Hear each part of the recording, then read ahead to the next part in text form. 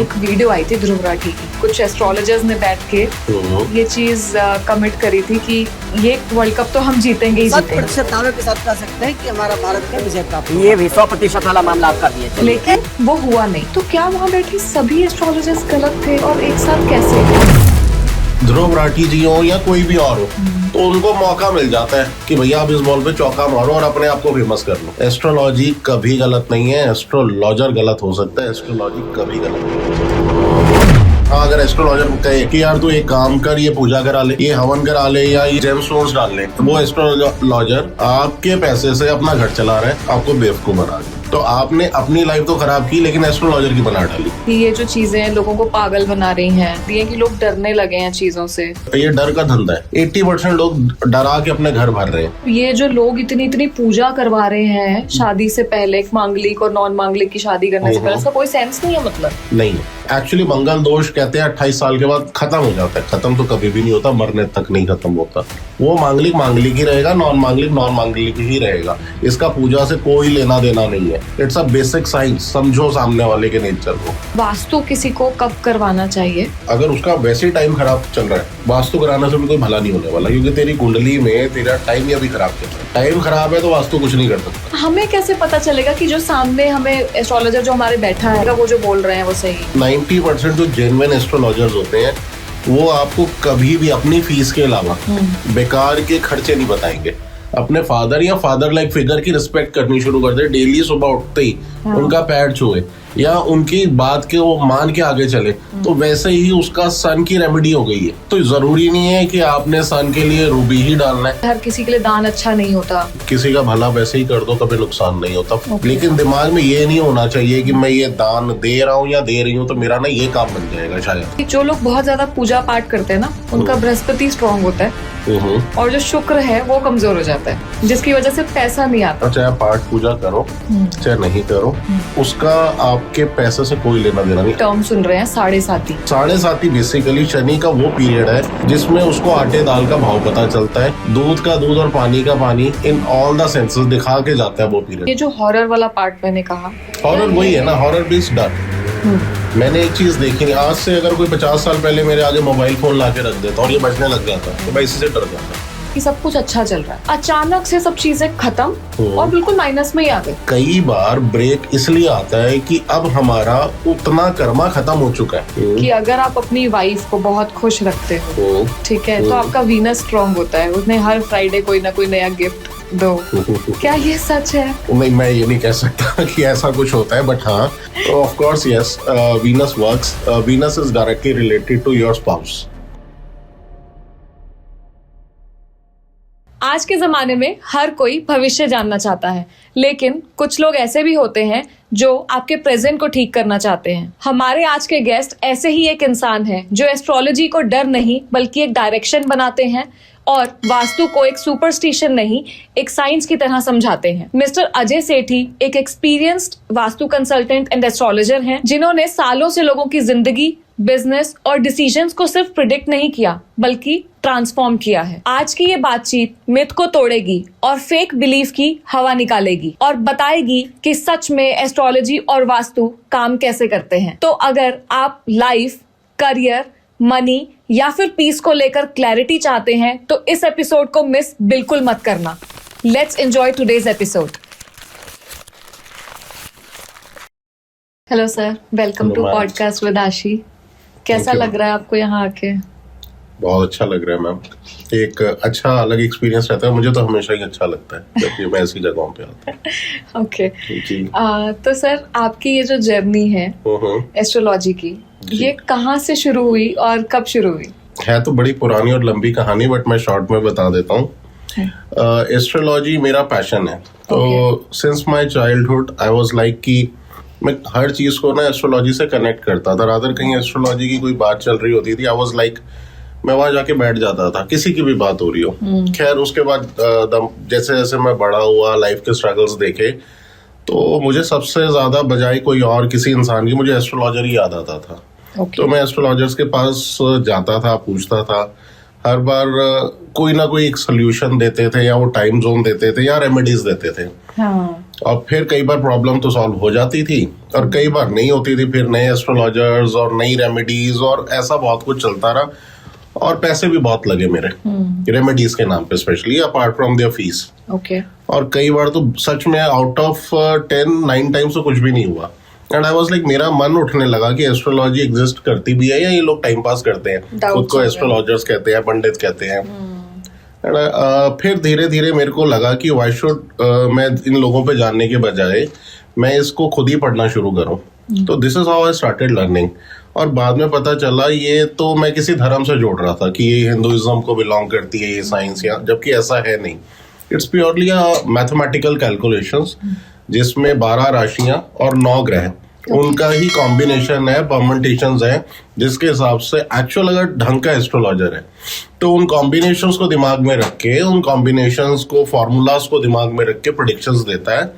हाँ, इसमें मैं एक चीज बोलना चाहूंगा कि एस्ट्रोलॉजी कभी गलत नहीं होती। गलत एस्ट्रोलॉजर हो सकता है, उसकी नॉलेज कम हो सकती है या ज्यादा हो सकती है। खैर, ऐसी एस्ट्रोलॉजी सीखी मैंने और उसके बाद मुझे पता चला कि बेसिकली एस्ट्रोलॉजी को अगर ढंग से पढ़ा जाए और ढंग से इस्तेमाल किया जाए तो ये लाइफ का वो रोड मैप है जिसमें ना आप कहते हैं ना, बिना धक्के खाए या कम से कम धक्के खा के थोड़ा लाइफ को स्मूथली आगे चलाया जा सकता है, राइट डायरेक्शन मिलती है। तो पैशन था, फिर इस तरीके से मैंने एस्ट्रोलॉजी को सीखा, पढ़ा। और मेरा तो मेन पैशन आज भी यही है कि लोगों को अंधविश्वास से जो स्पेशली लोगों के मन में होता है, लाइक कई लोग एस्ट्रोलॉजर पे मेरे पास भी आते हैं, उनको ना ये नोशन रहता है कि एस्ट्रोलॉजर पे गए हैं तो शायद ना अब हमारी प्रॉब्लम्स खत्म हो जाएंगी कल से, या कोई मिरेकल हो जाएगा या जादू हो जाएगा। ऐसा नहीं होता।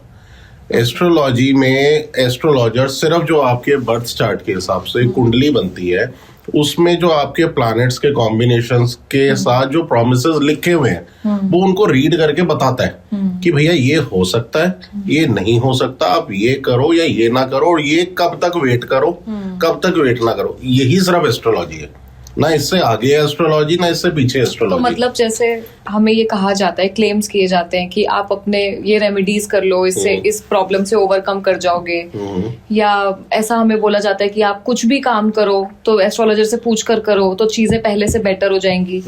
तो ये कैसे पॉसिबल होता है? फिर हम कैसे चेंज कर रहे हैं उन चीजों को? देखो, बेसिकली आप उसे रेमेडीज बोल लो, उसे मेडिसिन बोल लो, कुछ भी बोल लो, एक एस्ट्रोलॉजर, मैं एग्जांपल के थ्रू शायद बताऊंगा तो बहुत इजी समझ में आएगा, क्योंकि मैं एस्ट्रोलॉजिकल टर्म्स यूज करूंगा तो हो सकता है आपको भी और देखने वालों को समझ में ना आए।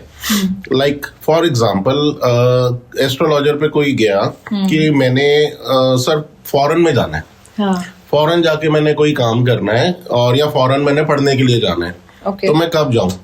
अब मेरे पास वो अगर आया तो हो सकता है उसके बर्थ चार्ट में फॉरेन जाने का प्रॉमिस ही नहीं है, लेकिन वो फिर भी चला गया। पॉसिबल नहीं, पहली बात तो जाना नेक्स्ट टू इम्पॉसिबल होगा, लेकिन फिर भी कहते हैं ना, वो कैसे भी धक्के खा के गया तो वहां धक्के खा के ही वापस आएगा।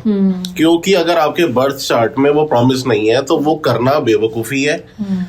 अगर अब वो एस्ट्रोलॉजर पे आया और मैंने उसको बोला कि बजाय आप फॉरेन जाने के आप यहीं पे इंडिया के अंदर यही काम करो तो ज्यादा तरक्की मिलेगी, तो एस्ट्रोलॉजर पे आके इसको आप रेमेडी मान लो या इसको एक जो है एस्ट्रोलॉजिकल गाइडेंस मान लो। तो इस तरीके से एस्ट्रोलॉजर्स पे अगर आप रेमेडीज लोगे तो फायदे में रहोगे। लेकिन हाँ, अगर एस्ट्रोलॉजर कहे कि यार तू एक काम कर, ये पूजा करा ले, ये हवन करा ले, या ये जेमस्टोन्स डाल ले, तो बाहर चला जाएगा। वो कुछ नहीं कर रहा है, वो एस्ट्रोलॉजर आपके पैसे से अपना घर चला रहा है, आपको बेवकूफ बना के। ऐसा नहीं होता। Until and unless there is a promise in your birth chart, तब तक आप वो चीज को सक्सेसफुली कर सकते हो। अगर प्रॉमिस नहीं है तो आपने अपनी लाइफ तो खराब की, लेकिन एस्ट्रोलॉजर की बना डाली। तो ये मत कीजिए, मैं अपने क्लाइंट्स को यही बोलता हूँ।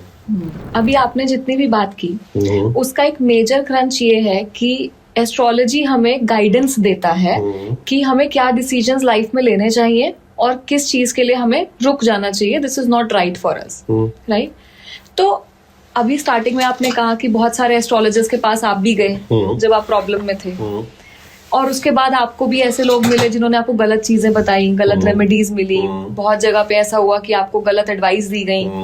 हमें कैसे पता चलेगा कि जो सामने हमें एस्ट्रोलॉजर जो हमारे बैठा है, जो बोल रहा है कि हमारे पास फॉरेन ट्रिप नहीं है हमारी किस्मत में, या हमारी किस्मत में शादी करना नहीं है, तो ये हमें कैसे पता चलेगा वो जो बोल रहे हैं वो सही है? देखो, ये क्वेश्चन तो बहुत अच्छा है। पता कैसे चलेगा, ये तो सच में ट्राई करने के बाद ही पता चलता है, या किसी ने आपको रेफर किया है। भाई लेट से मेरे पास 4 लोग आए, उन्होंने देखा, ट्राई किया, टेस्ट किया मेरी प्रेडिक्शंस को, तब उन्होंने बताया। बट अगर एकदम नए गए हो, देखो इतनी मैच्योरिटी तो आप लोगों को खुद ही कैरी करनी पड़ेगी। एस्ट्रोलॉजर क्या कह रहा है, 90% जो जेन्युइन एस्ट्रोलॉजर्स होते हैं वो आपको कभी भी अपनी फीस के अलावा बेकार के खर्चे नहीं बताएंगे।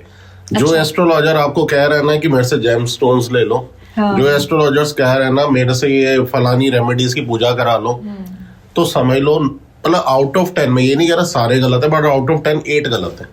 ये 5 नहीं गलत, 8 गलत है। 90% ऐसी रेमेडीज हैं, मैं आपको बताना चाहूंगा आरुषि जी, जो आपके घर के किचन से ही निकल आती हैं। फॉर एग्जाम्पल, मैं एक एग्जाम्पल देता हूँ। केतु, राहु केतु के बारे में बहुत लोगों ने सुना होगा कि ये प्लैनेट, और इसका नाम लेके ना बहुत डराया जाता है, तेरा तो राहु चढ़ा हुआ है, केतु खराब है। नॉर्मली अगर मैंने अपने एक्सपीरियंस से बता रहा हूँ, लोगों को, मैक्सिमम लोगों को इंक्लूडिंग मी, मैंने खुद से भी एक रेमेडी की जिसमें मैंने आटा और चीनी का मिक्सचर बनवा के किसी पर्टिकुलर प्रोपोर्शन में कहा कि आप सिर्फ चींटियों को डेली डालो। और ये अगर आप पूरा साल भी डालोगे ना, मतलब हार्डली एक चुटकी या एक चम्मच डालोगे, तो पूरे साल में भी शायद आपके 500 रुपए का खर्चा नहीं आएगा। और ये राहु केतु को शांत करने की एक one of the best remedy है। और इसी के नाम पे लोग लाखों रुपए आपसे खर्चवा देते हैं। तो मैं ये नहीं कह रहा मैं जेन्युइन हूँ, जिसपे जिसका ट्रस्ट है मैं उसकी बात कर रहा हूँ। जेन्युइन एस्ट्रोलॉजर आपको वो रेमेडीज बताएगा कि आपके पैसे भी नहीं लगेंगे और रिजल्ट भी पूरा आएगा। फॉर एग्जाम्पल, एक और एग्जाम्पल देता हूँ। किसी का प्लैनेट सन उसके बर्थ चार्ट में मैलेफिक इन्फ्लुएंस में है या खराब 6, 8, 12 डायरेक्शन में बैठा है, तो वो कुछ ना करे अगर रेमेडी और भी, तो अपने फादर को, जो एक सन को रिप्रेजेंट करते हैं, अपने फादर या फादर लाइक फिगर की रिस्पेक्ट करनी शुरू कर दे। डेली सुबह उठते ही उनका पैर छुए या उनकी बात के वो मान के आगे चले, तो वैसे ही उसका सन की रेमेडी हो गई है। तो जरूरी नहीं है कि आपने सन के लिए रूबी ही डालना है, या जरूरी नहीं है कि आपने डेली तांबे के लोटे से सूर्य को जल ही देना है। अगर आप अपने फादर को भी रिस्पेक्ट दे रहे हो या फादर फिगर्स को रिस्पेक्ट भी दे रहे हो, तो आपका सन आपके बर्थ चार्ट में अगर मैलेफिक रिजल्ट्स दे रहा है, वो भी काफी हद तक आपका जो है ना अच्छे रिजल्ट्स देने शुरू कर देता है। तो ऐसी छोटी छोटी रेमेडीज और आपके एक्सपीरियंस से पता चल जाता है कि एस्ट्रोलॉजर एक्चुअली जो आपको रेमेडीज दे रहा है उसके दिमाग में पीछे बैक ऑफ द माइंड आपका जेन्युइन कहते हैं ना जैसे वेल विशर है वो आपके लिए, या वो मनी मेंडिंग के लिए बैठा है। तो ये एक्सपीरियंस से ही पता चलेगा, इसमें तो आपकी मैच्योरिटी ही काम आएगी। ओके अभी आपने बोला कि सन जो है वो 6th हाउस में, 8th हाउस में या 12th हाउस में बैठा है, तो इससे होता क्या है अगर ऐसा कुछ हो रहा है? तो देखो हमारी कुंडली में ना 12 जो राशियां हैं, 9 ग्रह हैं, ये मैंने आपको बताया, ऐसे 12 स्थान है। तो 6, 8, 12 स्थान वो स्थान है जो बेसिकली मैलेफिक जिन्हें बोला जाता है, जहां पे बैठा कोई भी प्लैनेट हमारे को ना स्ट्रगल के बाद ही अच्छे रिजल्ट्स देता है। ऐसा नहीं है कि हमेशा 6 में नंबर में या 6ठे स्थान में बैठा प्लैनेट, लेट से शनि वहां बहुत बढ़िया है, मैलेफिक जितने बैठे हैं, चाहे मार्स है चाहे सैटर्न है, वहां अच्छे रिजल्ट्स ही देंगे, बट आफ्टर स्ट्रगल। अच्छा हाँ, लेकिन अगर ये ही उसके अंदर प्लैनेट जैसे चंद्रमा बैठ गया, शुक्र बैठ गया, तो वहां आके उनके रिजल्ट्स उस स्थान पे बैठ के उनके रिजल्ट्स बहुत वीक हो जाते हैं। वहां पे वो प्रॉपर वर्क नहीं कर पाते, जिसकी वजह से हमें उन प्लैनेट्स के जो बेटर रिजल्ट्स मिलने चाहिए वो नहीं मिलते। तो वो 6, 8, 12 वो स्थान हैं जो हमारे लाइफ में स्ट्रगल दिखाते हैं। अच्छा, मतलब मेहनत पूरी करवाएगा उसके बाद ही पैसा, उसके बाद ही पैसा, या उसके बाद ही रिलेशन का सुख, कुछ भी, इवन जॉब के लिए भी अगर स्ट्रगल्स हैं, लेट से किसी का चंद्रमा 6ठे घर में बैठ गया, तो 6ठे घर का बेसिकली मतलब क्या है कि यहाँ तो 6ठा घर होता है चोरी का, 6ठा घर होता है हमारी बीमारी का। अगर तो वो उससे रिलेटेड ही काम कर रहा है, फॉर एग्जांपल चंद्रमा किसी का 6ठे में बैठा है या उसका 10th हाउस लॉर्ड 6ठे में बैठा है, तो यानी अगर वो लॉ का काम में चला गया या डॉक्टर बन गया या मेडिसिन या पेट्स के लिए भी वो देखा जाता है, वैसे काम में चला गया तो बहुत बढ़िया है। लेकिन इसके ऑपोजिट किसी और काम में चला गया तो फिर उसको परेशानी होगी। लेकिन इनके अंदर भी थोड़ा स्ट्रगल के बाद अच्छा बेनिफिट होता है। जैसे मैं आपको बताता हूँ, 6ठा घर मैंने आपको कहा रोग का है, तो वो इंसान बेसिकली काम तो कर रहा है बट मिल किससे रहा है सारा दिन? रोगियों से, बीमार लोगों से मिल रहा है, तो उसका कर्मा वैसा जुड़ा हुआ है छठे हाउस से। तो ऐसे ही 8वां और 12वां स्थान में भी हम देखते हैं। अच्छा, तो ये जो चीजें हैं ये तो किसी एस्ट्रोलॉजर से मिलने के बाद ही समझ में आ Of सकती course, हैं। yes. अगर किसी को खुद से समझने की कोशिश करनी हो तो मुझे लगता है कि वो नहीं हो पाएगा। नहीं, आज की डेट में लोग गूगल और एआई में बड़ा कुछ घुस रहे हैं, बट वही कहते हैं ना, फिर अगर इतना ही होता तो फिर एस्ट्रोलॉजी की बुक्स पढ़ने की जरूरत ही क्या थी? आधी नॉलेज हमेशा डेंजरस है। राइट। खुद से तो फिर ये हो सकता है कि हाँ, आपको एक बेसिक थोड़ा सा ज्ञान हो सकता है, और ये भी अच्छा है क्योंकि आप एस्ट्रोलॉजर पे जाओगे आपको भी समझ में आ जाएगा, यार मैंने कुछ तो पढ़ा हुआ है, वो उससे कनेक्ट कर पा रहा हूँ कि नहीं पा रहा। उतना ही फायदा है, उससे ज्यादा नहीं। ट्रू। अच्छा सर, एक चीज मुझे जाननी है, एस्ट्रोलॉजी एक तरीके की साइंस है, ठीक है? प्योर साइंस है। यस, अगर हम लोग जैसे मेडिकल टर्म्स में ही बात करें तो हम किसी डॉक्टर के पास जा रहे हैं, हम बोल रहे हैं हमारे सर में दर्द है, तो वो सर में दर्द के लिए वही 1-2 मेडिसिन होती हैं जो वो हमें देंगे। लेकिन एस्ट्रोलॉजी में ऐसा क्यों होता है कि जब हम एस्ट्रोलॉजिस्ट के पास जा रहे हैं तो हर किसी के पास से अलग प्रेडिक्शंस मिल रही हैं, अलग रेमेडीज मिल रही हैं, तो ये ऐसा क्यों हो पा रहा है? देखो, जैसे आपको मैं बताता हूँ, किसी, जैसे आपने डॉक्टर का नाम लिया, किसी डॉक्टर पे जाते हो, वो किसी ए कंपनी, किसी बी कंपनी, किसी सी कंपनी या किसी डी कंपनी के नाम की मेडिसिन आपको देता है। राइट। असर क्या है अल्टीमेटली? अगर आपको बुखार है, चाहे आप डोलो लो, चाहे क्रोसिन लो, या कोई भी पैरासीटामोल लो, आपका अल्टीमेट मोटो है बुखार हटना। करेक्ट। सेम वे एस्ट्रोलॉजर्स पे हर एक की स्टडी अलग तरीके से है। किसी ने कहाँ पढ़ा, किसी ने लाल किताब को पढ़ा। तो अल्टीमेट गोल तो ये है कि अगर आपकी जॉब नहीं लग रही, या रिलेशनशिप इशू है, या कोई और इशू है, तो उसको सॉल्व करना। रेमेडीज भले ही अलग हो सकती है, रिजल्ट एक ही है, तो उससे कोई फर्क नहीं पड़ता। अल्टीमेट अगर एस्ट्रोलॉजर सही है तो रेमेडी कैसी भी हो, कोई फर्क नहीं पड़ता उससे। एक चीज और मेरे दिमाग में आई अभी आपसे बात करते हुए, जैसे आपने बोला कि एस्ट्रोलॉजी में भी कई तरीके की चीजें होती हैं, वैसे ही आप भी जैसे एक एस्ट्रोलॉजर हैं, आप न्यूमरोलॉजिस्ट भी हैं, आप वास्तु भी करते हैं, तो ये कैसे एक दूसरे से डिफरेंट हैं और क्या इन्फ्लुएंस होता है इनका हमारी लाइफ पे?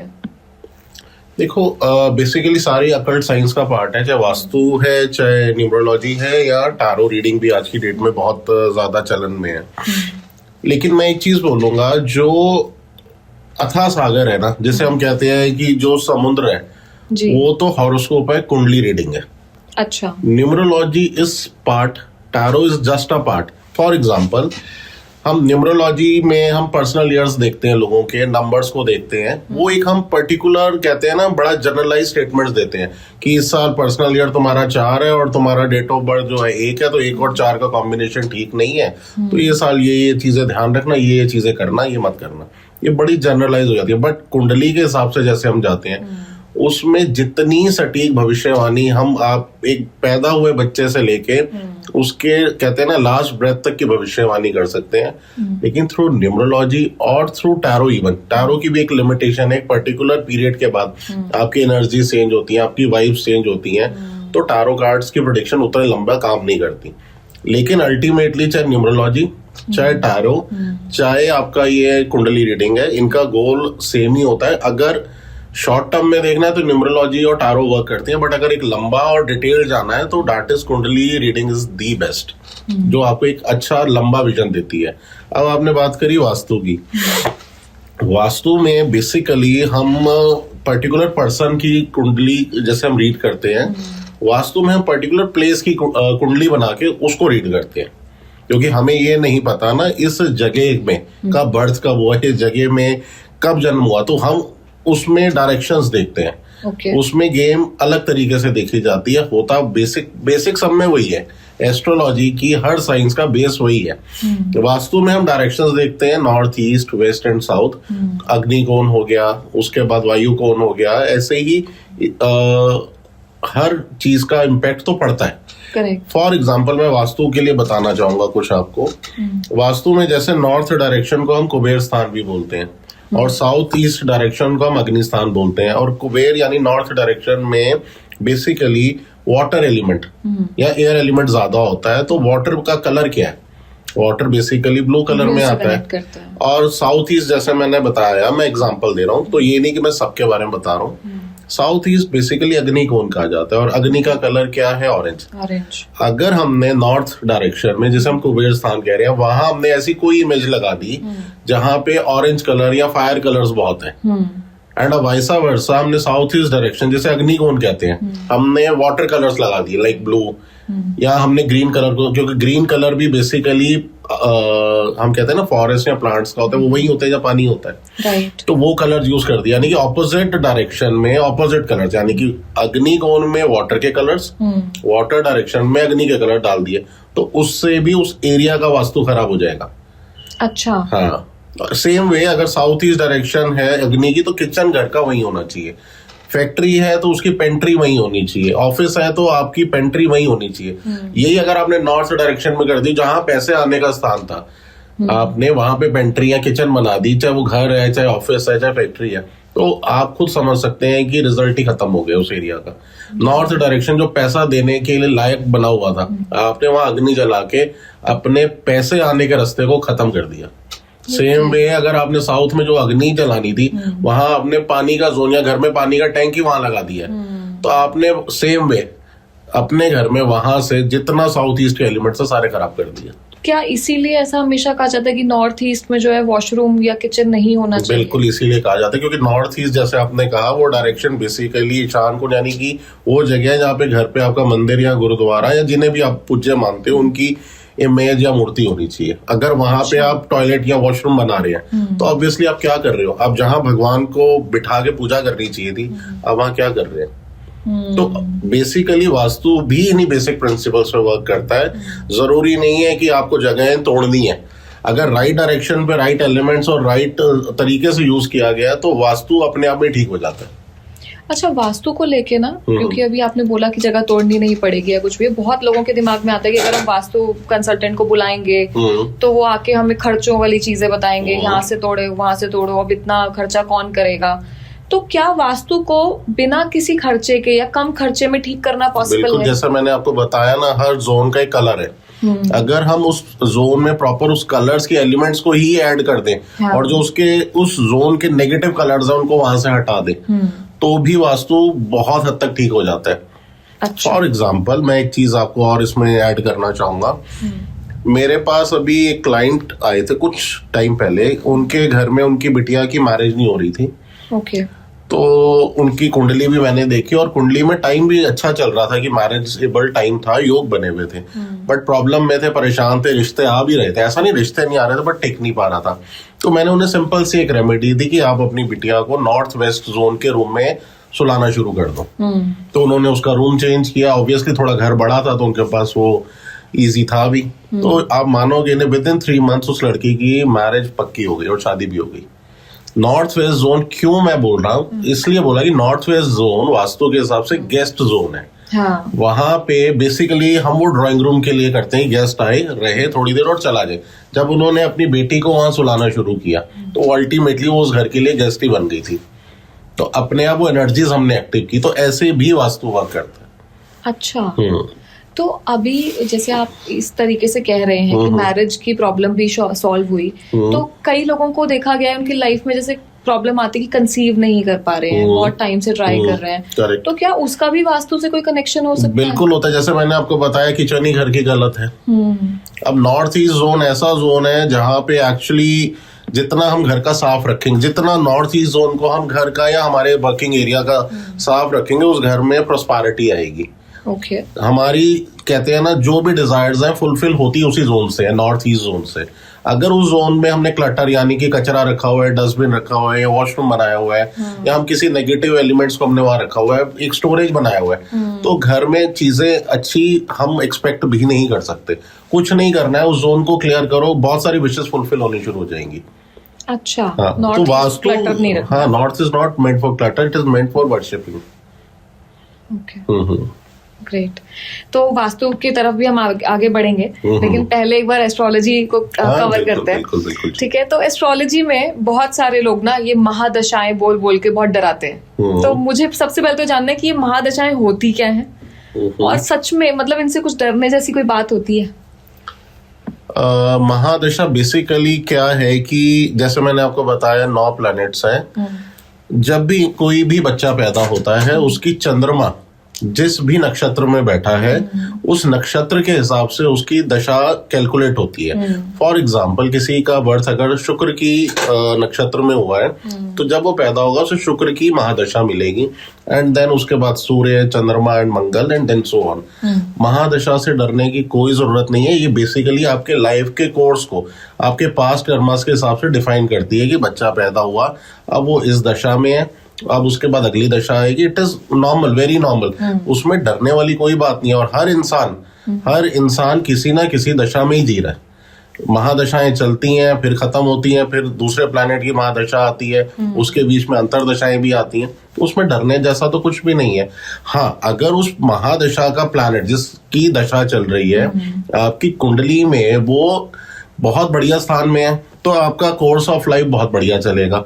अगर उस प्लैनेट का जो इफेक्ट है आपकी उस कुंडली में अच्छा नहीं है तो ट्रबल देगा।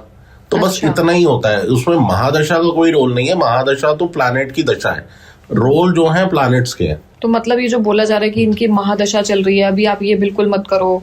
अब हाँ, अगर प्लैनेट सही नहीं है उस महादशा का, फॉर एग्जांपल किसी का शुक्र नीच का है, यानी कि वो कन्या राशि में बैठा है और उसके ऊपर मेलेफिक्स भी देख रहे हैं या 6, 8, 12 में बैठा है, तो ऑब्वियसली 6, 8, 12 में शुक्र बैठा है तो स्ट्रगल तो देगा।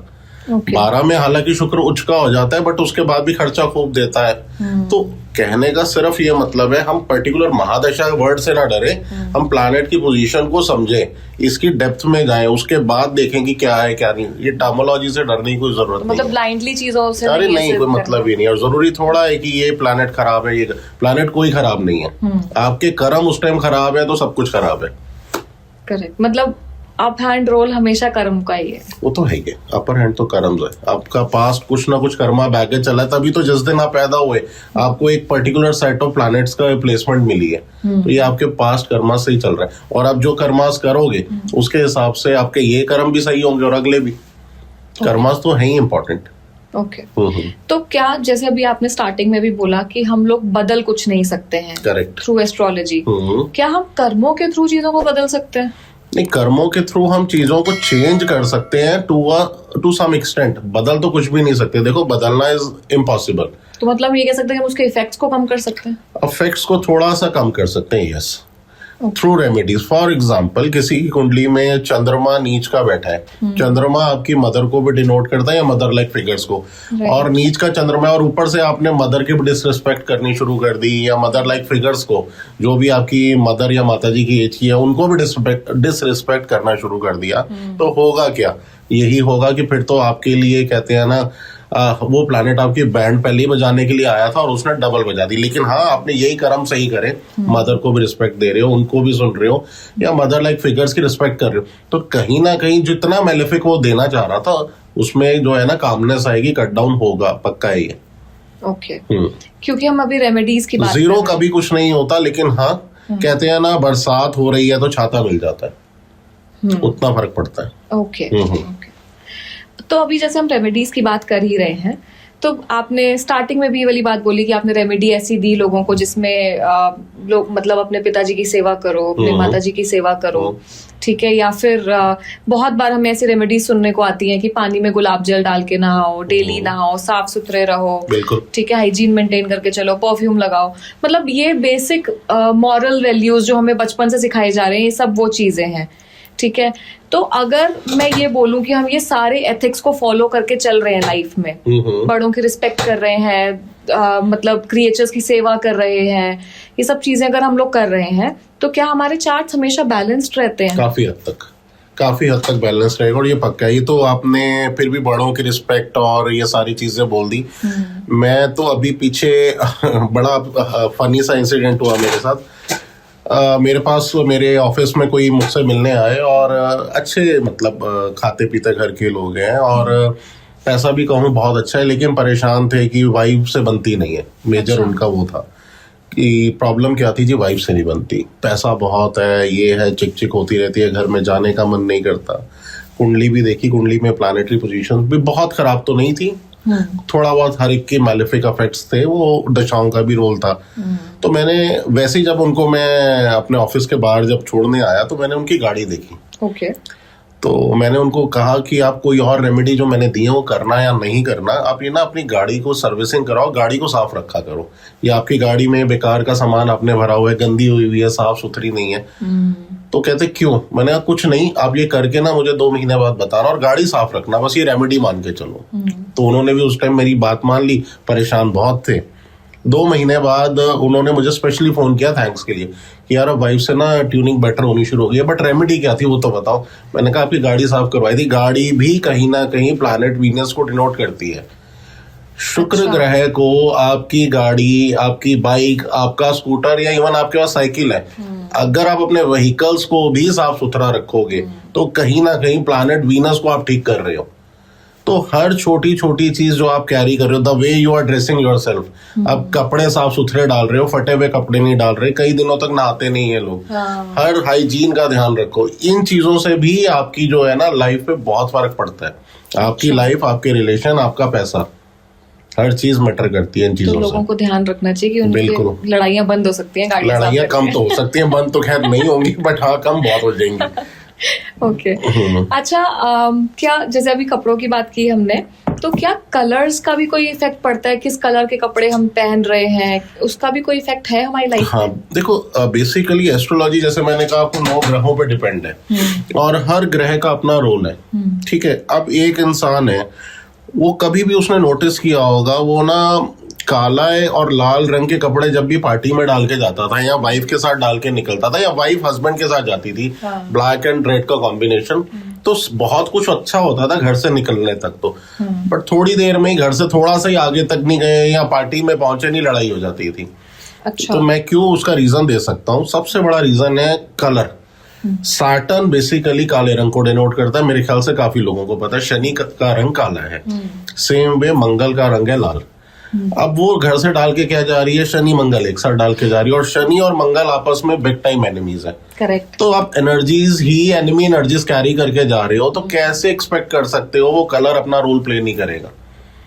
तो कलर का इम्पैक्ट बहुत है। फॉर एग्जाम्पल किसी की मेरे को एक क्वेरी आई कि हमारा बच्चा ना बहुत ज्यादा डरता है, स्टेज फियर है उसको, बात नहीं कर पाता, लोगों के आगे जाते ही डर जाता है, और नॉलेज बहुत है। लेकिन अब वैसे मेरे बच्चे से पूछो, उसको सब कुछ पता है, लेकिन जैसे ही पब्लिक के सामने या स्टेज में स्कूल में जाता है, तो मैंने उसको कुछ नहीं कहा। मैंने कहा इसका ना एक काम करो, इसको ना एक ग्रीन कलर का बैंड बांध दो, या फिर कोशिश करा करो इसको एक बैग, जो स्कूल बैग दे रहे हो ना, कलर ग्रीन का या पेंसिल बॉक्स कलर ग्रीन का दे दो, ग्रीन ऐड कर दो। अच्छा। ग्रीन बेसिकली मरकरी को डिनोट करता है, प्लैनेट बुध को। होगा क्या, बुध कम्युनिकेशन के लिए ही रिस्पॉन्सिबल है। जैसे जैसे इसके साथ वो कलर मैक्सिमम टाइम रहेगा ना, इसके अंदर कम्युनिकेशन स्किल्स अपने आप बढ़ती चली जाएंगी, इसके अंदर कॉन्फिडेंस आना शुरू हो जाएगा। और कुछ नहीं, 6 महीने के बाद उसके फ्रेंड सर्कल भी बढ़ा और उसका स्टेज फियर भी धीरे धीरे डाउन हुआ। तो this is how astrology and colour works. अच्छा जी। हरी घास पे अगर चलना हो किसी ने, सुबह आदत डाल सकता है, सुबह के टाइम 10 मिनट रोज एक आदत डाल ले, जिसको स्पेशली कहते हैं ना बोलने में प्रॉब्लम है, या इवन किसी को स्किन एलर्जी है, तो सिर्फ 10 मिनट सुबह। अभी तो चलो सर्दियां हैं दिल्ली में, बाहर के लोग भी अगर इसे देखेंगे तो जहां पे भी मौसम ठीक है और 10 मिनट सुबह आप हरी घास पे चलना शुरू कर दो, बहुत सी स्किन एलर्जीज ठीक हो सकती हैं, आपका कम्युनिकेशन बेटर हो सकता है। अभी तो नहीं, बट पहले के हॉस्पिटल्स अगर आपने देखे हो, 90% हॉस्पिटल्स में ग्रीन कलर की ही बेड कवर्स, ग्रीन कलर के कर्टन्स यूज होते थे। correct. अब तो मॉडर्नाइजेशन हो गया डिफरेंट, वो इसीलिए ग्रीन कलर कम्युनिकेशन और हेल्थ दोनों को डिनोट करता है। आप पेड़ों को देखो ना, आप 99% जो है कलर्स उनके जो है ग्रीन ही, लाइफ का कलर है, बेसिकली एनर्जी का कलर है। राइट। ओके। लेकिन अगर हमें ये जानना हो कि हमारे लिए कौन सा कलर बेटर है, तो ये हमें कैसे पता चलेगा? देखो, कुछ तो इसमें न्यूमरोलॉजी वर्क करती है। आपका डेट ऑफ बर्थ का कोई ना कोई नंबर होगा, जैसे नंबर 1 है, सन का है, तो सन को हम रेड कलर के साथ भी करते हैं और गोल्डन कलर के साथ भी, तो वो कलर आपके लिए अच्छा है, इसमें न्यूमरोलॉजी पार्ट।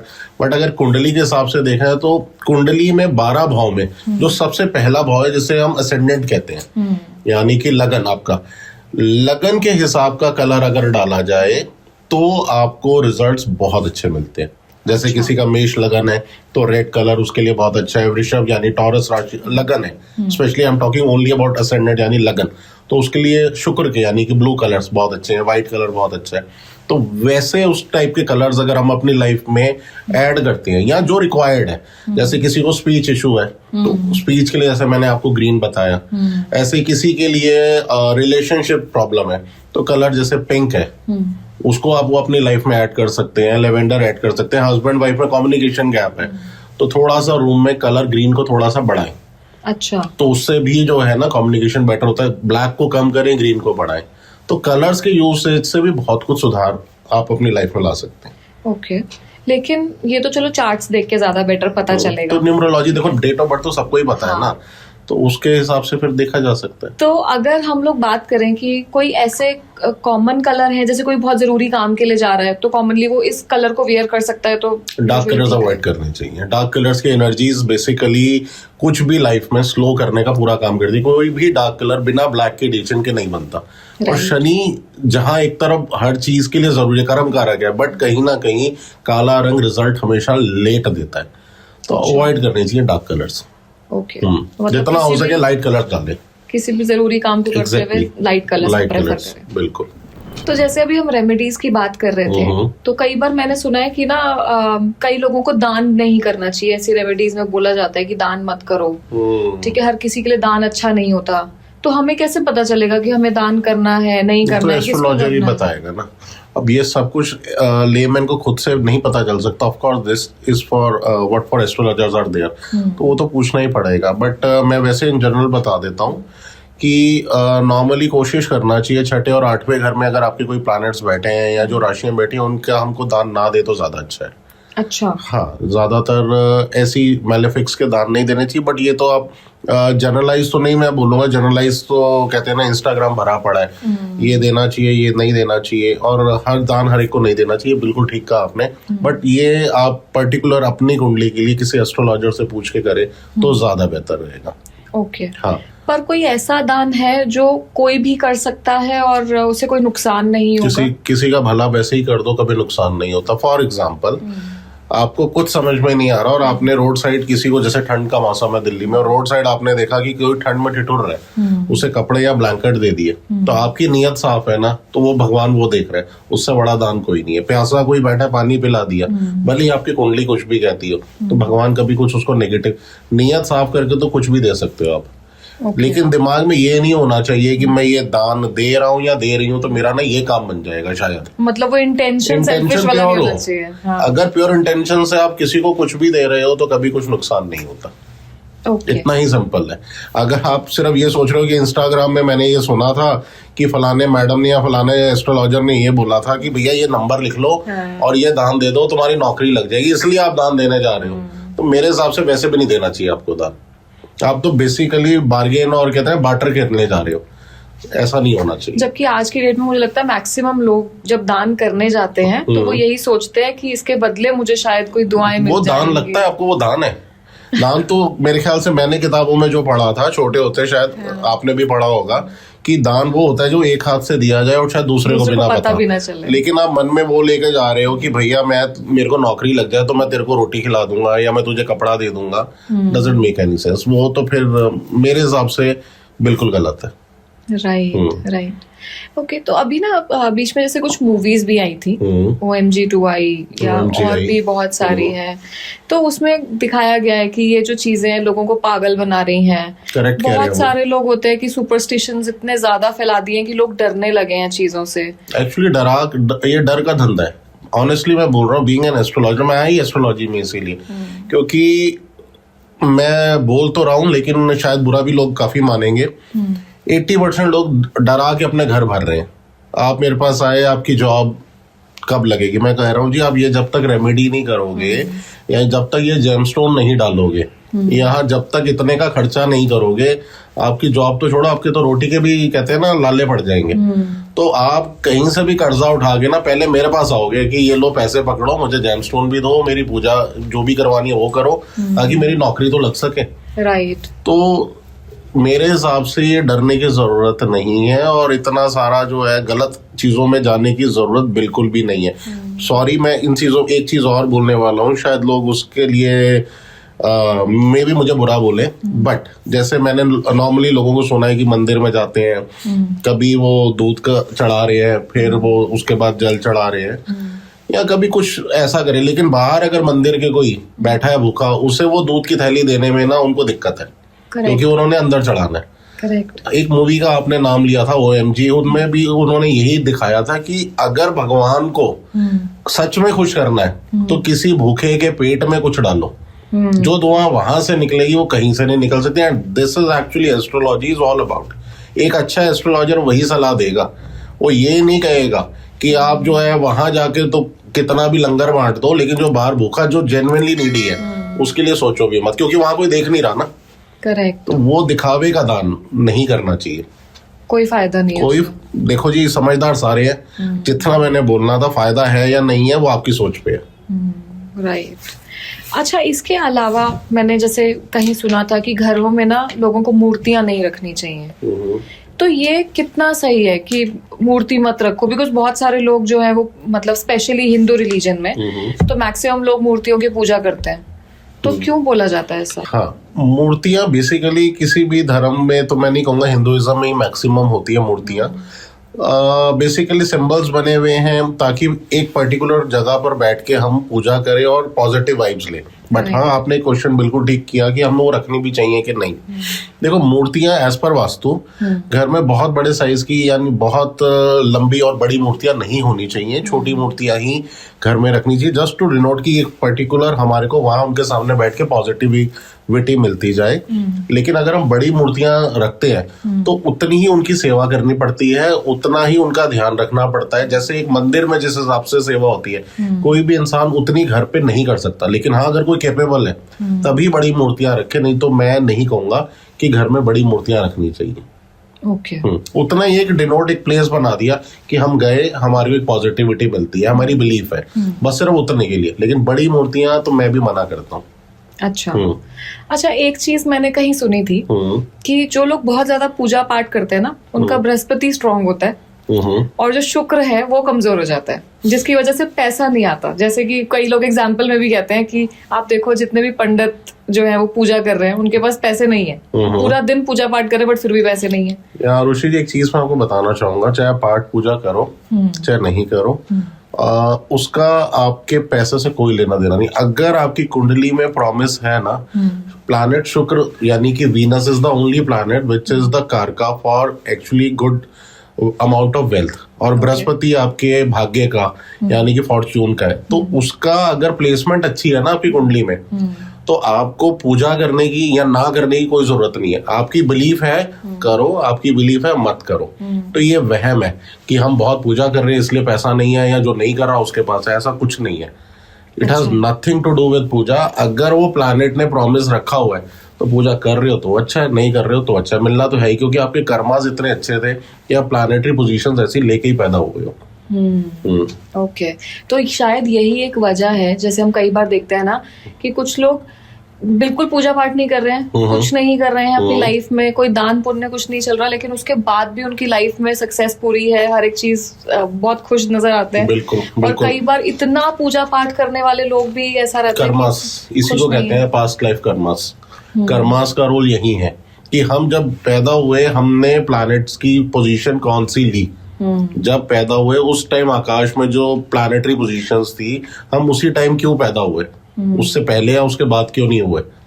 तो उसका रीजन यही है कि हमारे कर्मों का लेखा जोखा ऐसा था कि हमने उसी टाइम पैदा होना था और वो कर्म हमने भोगने हैं। तो it has nothing to do with puja और समथिंग। ये तो लोगों ने कहते हैं ना अंधविश्वास और वहम फैला दिए। तो जिसका मन है वो पूजा पाठ करे, भर के दिल से करे, भले ही 2 मिनट करे, जरूरी नहीं है कि एक टांग पे खड़े होकर 15 दिन का व्रत रखो। और पैसों के लिए ना करे। पैसों के लिए क्या, मैं तो कहता हूँ किसी चीज के लिए मत करो, रिस्पेक्ट करो यार, दिल से करो। मेरे हिसाब से इससे अच्छा कुछ नहीं। कोई भी ग्रंथ उठा लीजिए, be it any religion, be it Hinduism या क्रिश्चियनिटी या सिखिज्म या मुस्लिम्स का, कोई धर्म ये नहीं कहता कि जो है ना कि किसी का दिल दुखाओ या बार्टर सिस्टम्स करो तब किसी का, वो कहते हैं दिल से भला करो, दिल से सबकी रिस्पेक्ट करो, इससे बड़ी पूजा कोई नहीं। Right, true that. अच्छा, बहुत बार हम लोग देखते हैं कि लोग जो है ना वो ब्लाइंडली चीजों को फॉलो कर रहे हैं, ठीक है, जैसे सोशल मीडिया पे कुछ सुन लिया तो वो करने लग गए, रेमेडी करने लग गए अपने आप ही। क्या उसका कोई साइड इफेक्ट भी है? साइड इफेक्ट तो हर चीज का है।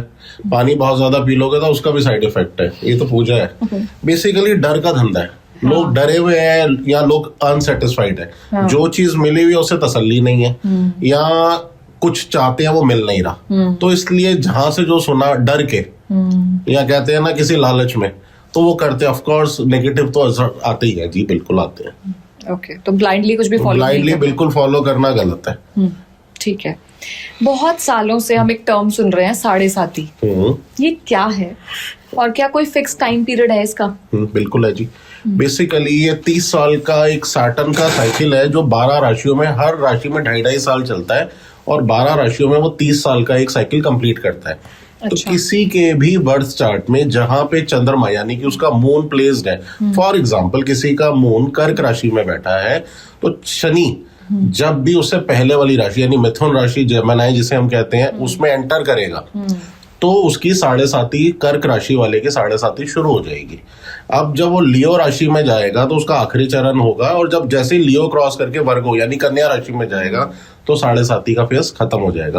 तो 2.5 साल जेमिनी, 2.5 साल कर्क और 2.5 साल लियो में जब रहेगा तो कर्क राशि वाले की 7.5 चलेगी। और 7.5 बेसिकली शनि का वो पीरियड है जिसे कहते हैं ना चर्निंग पीरियड, जिसमें उसको आटे दाल का भाव पता चलता है, चाहे वो इन टर्म्स ऑफ उसका करियर हो, हो सकता है वो किसी गलत करियर में हो, या चीजें बहुत टेकन फॉर ग्रांटेड ले रहा हो। उस टाइम वो कहते हैं ना सारी उसके सामने पिक्चर आ जाएगी, जो जो चीजें उसने ढंग से नहीं की उसको करनी पड़ जाएंगी, उसकी मजबूरी हो जाएगी, नहीं तो रिजल्ट्स उसको मिलेंगे ही नहीं, चाहे वो रिलेशनशिप हो चाहे करियर हो। तो वो कहते हैं ना दूध का दूध और पानी का पानी, इन ऑल द सेंसेस दिखा के जाता है वो पीरियड। मतलब वो हर जगह से परेशान कर कह सकते हैं जी। और उसमें भी काफी हद तक डिपेंड करता है कि प्लैनेट सैटर्न की पोजीशन आपकी कुंडली में कैसी है। अगर सैटर्न किसी मैलेफिक स्थान में बैठा है, या एनिमी, फॉर एग्जांपल सैटर्न मंगल के घर में, या सैटर्न सूर्य के घर में बैठा है, या आपकी कुंडली में वो 6-8-12 में बैठा है, तो हो सकता है आपको थोड़ा ज्यादा परेशान करे। अच्छा, ओके। तो इसके अलावा भी कुछ ऐसे टर्म है जैसे कि मांगलिक, ठीक है, और हमेशा ये कहा जाता है कि मांगलिक को एक मांगलिक से ही मैरिज करनी चाहिए। तो क्या है ये मांगलिक होना और क्यों ये सब बोला जाता है? बड़ी इंटरेस्टिंग स्टोरी है जी इसकी भी। नॉर्मली ना पंडित ये लोग ये डराते हैं जी कह के कि अगर मांगलिक की शादी मांगलिक से नहीं की, या तो दूसरा पर्सन जो मांगलिक नहीं है उसकी डेथ हो जाएगी, या फिर एक्सीडेंट हो जाएगी, या व्हाटएवर, कुछ भी ऐसा डराते थे। एक्चुअली ऐसा नहीं है। अच्छा। एक्चुअली ऐसा नहीं है। मांगलिक लोग वो लोग हैं जिनके अंदर मंगल की एनर्जी यानी प्लैनेट मार्स की एनर्जी बहुत ज्यादा है, और मार्स बेसिकली वो प्लैनेट है जो फुल ऑफ एनर्जी है। आप जितने भी लोग देखते हैं ना जिम जाते हैं, बहुत शौक से जाते हैं बिना डंडे के, कई लोग तो जबरदस्ती जाते हैं, भेजा जाते हैं, वो नहीं। जिनकी आप फिजिक देख रहे हैं अच्छी है, जिनको शौक है एरोबिक्स का, गेम्स खेलने का, फिजिकल एक्टिविटी किसी भी फॉर्म में, एक्सरसाइज वगैरह या जिमिंग करने का, 99% वो सारे मांगलिक है। नहीं तो ये शौक आएगा ही नहीं अंदर से, एक लिमिट के बाद मर जाता है अगर वो मांगलिक नहीं है। एंड सेम जो नॉन मांगलिक है उसमें शौक उतना नहीं है। अच्छा। वो उतना एनर्जेटिक नहीं है।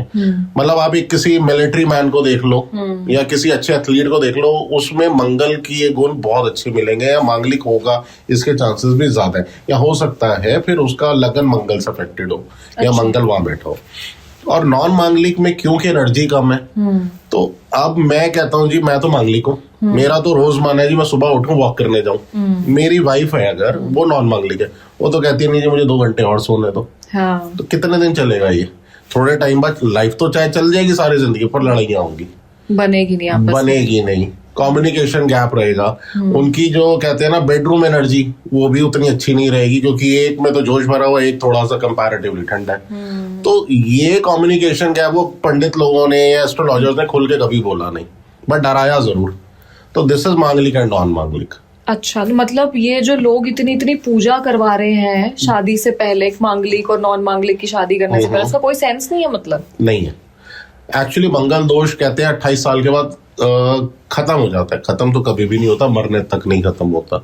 28 साल के बाद इंसान में मैच्योरिटी आ जाती है, बस वो समझने की शक्ति बढ़ जाती है, मैच्योरिटी बढ़ जाती है, तो रिस्पेक्ट करने लग जाता है। भी आउट ऑफ रिस्पेक्ट चल यार मेरी वाइफ नहीं जा रही मैं तो जाऊं, लड़ता नहीं है।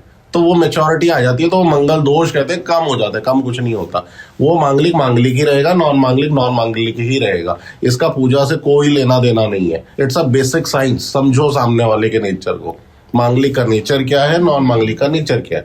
दिस इज मांगलिक एंड नॉन मांगलिक। लोग डर जाते हैं। For the very first time मुझे इसका लॉजिक समझ में आया।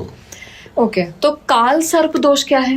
काल सर्प दोष है कि मैक्सिमम प्लैनेट्स, मैक्सिमम क्या सारे प्लैनेट्स केतु और राहु के बीच में ही आ जाए।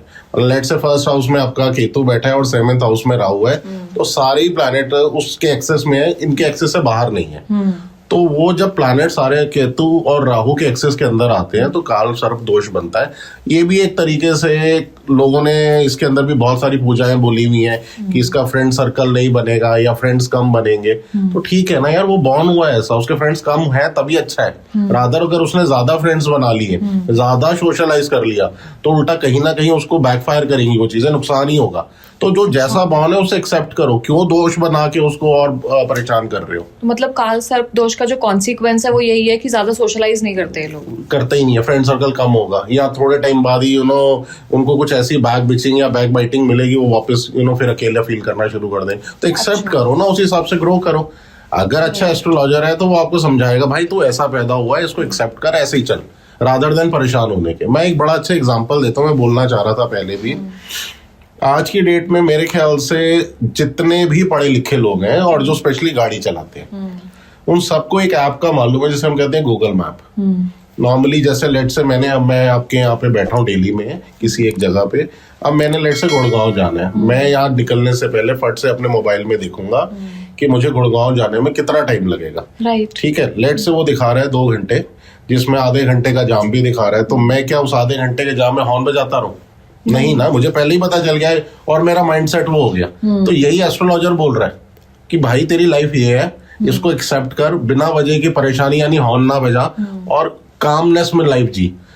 तो यही एस्ट्रोलॉजी और यही एस्ट्रोलॉजर बताता है, उसके अलावा उसके लेफ्ट राइट कुछ नहीं है। गूगल मैप ही है एस्ट्रोलॉजर, वो बस रास्ता दिखा रहा है। करेक्ट। लेकिन लोग ये समझ रहे हैं कि हम रास्ता चेंज कर दें। चेंज नहीं हो सकता। ऑल्टरनेट रूट्स गूगल मैप भी दिखाता है डायरेक्शन पे पहुंचने के, बट कोई नया फ्लाईओवर नहीं दे देता वो आपको बना के, या हेलीकॉप्टर नहीं आ जाता गूगल मैप में से निकल के। True that. This is what astrology is all about. बहुत अच्छा एग्जाम्पल दिया। हम लोगों ने बीच में वास्तु की बात छोड़ दी थी, ठीक है। वास्तु में ना कई बार ऐसा सुना गया है कि मैंने कई लोगों के मुंह से सुना कि उनको किसी घर में वो लोग गए तो उनको नेगेटिव एनर्जी फील हुई, करेक्ट, ठीक है, नेगेटिविटी फील हुई। तो पहले तो ना मुझे वो नेगेटिविटी क्या फील होती है, पहले तो मुझे वो जानना क्या है। मैं आपको अपना एग्जांपल देता हूँ। ऑब्वियसली जो पढ़ा मैंने वो तो है ही है, बट प्रैक्टिकल एक्सपीरियंस देता हूँ। मैं दिल्ली में ही किसी के घर में वास्तु के लिए गया था, और प्रॉब्लम क्या थी कि उनकी बेटी की शादी नहीं हो रही थी। बेटी की एज भी अप्रॉक्सीमेटली 35 प्लस थी। बेटा फॉरेन में गया, काफी पैसा लगाया और कुछ नहीं, नौकरी नहीं लग रही थी फॉरेन में भी, यहाँ आ रहा था वापस इंडिया भी, उसके बाद आया कुछ नहीं हो रहा। जो लेडी थी उनकी भी हेल्थ खराब, हस्बैंड की कोविड में डेथ हो गई, मतलब बहुत सारी प्रॉब्लम्स लाइफ में। तो उन्होंने थ्रू सम नोन कहा कि आप मेरे को बुलाओ। मैं गया उनके घर में। आप ट्रस्ट नहीं करोगे, मैं उनके घर में गया और शायद 10 मिनट के अंदर अंदर मेरा सर दर्द होना शुरू हो गया, और सर दर्द भी ऐसा कि बस मेरी आंखें ढंग से नहीं खुल रही थी। तो मैंने घर का जब विजिट करने के बाद मैं बैठा, मैंने उनको कहा कि मैं वास्तु नहीं कर पाऊंगा। तो क्या हो गया? मैंने कहा इस घर में बहुत नेगेटिव एनर्जी है, मुझे तो ये बताओ कि इस घर को फिलहाल आप छोड़ सकते हो। मतलब ऐसा नहीं मैं कहूंगा हर एक कोई मैं बोलता हूँ घर छोड़ दो, मतलब जो आपने नेगेटिविटी की बात की, मैं उसका एग्जांपल दे रहा हूँ। तो ऐसा क्या हो गया? मैंने कहा इस घर में ये पीछे वाले एरिया में क्या है? कह रहे पता नहीं जी, बंद रहता है ये हमेशा, बट हम भी जब भी यहाँ जाते हैं हम आपस में लड़ पड़ते हैं, तो हम अब उस एरिया में ही नहीं जाते। मैंने कहा मुझे लगता है यहाँ कुछ ना कुछ नेगेटिव है, आप एक काम करो, बहुत बड़े रेमेडीज करोगे उसमें भी खर्चा आएगा। मेरे कहने पे 1-1.5 महीने के अंदर अंदर, क्योंकि टाइम लगता है, आप घर थोड़े दिन के लिए किसी रेंट के घर पे चले जाओ, फिर 6 महीने सिर्फ रहना। अगर आपको लगे कि रिलेशन बेटर हो रहा है, जो रुके काम है बेटर हो रहे हैं, तो आप फिर उसमें कंटिन्यू करना, नहीं तो वापस आ जाना। क्योंकि इतना ही मैं जो खर्चा बताने वाला हूँ उतना तो रेमेडीज में भी लग जाएगा। Make sense? तो उन्होंने भी कहा ठीक है जी, यही कर लेते हैं। उन्होंने घर चेंज किया, विद इन 3 मंथ्स उनकी बेटी की रिश्ता पक्का हो गया, शादी हो गई, उसके बाद जो बेटा जॉबलेस था उसको भी कहीं ना कहीं से एक काम की ऑफर आ गई। सिंपल सी है कि चेंज ऑफ एनर्जी ने कैसे उनकी लाइफ चेंज कर दी, जबकि कुंडलियों में कोई इतनी मेजर प्रॉब्लम नहीं थी।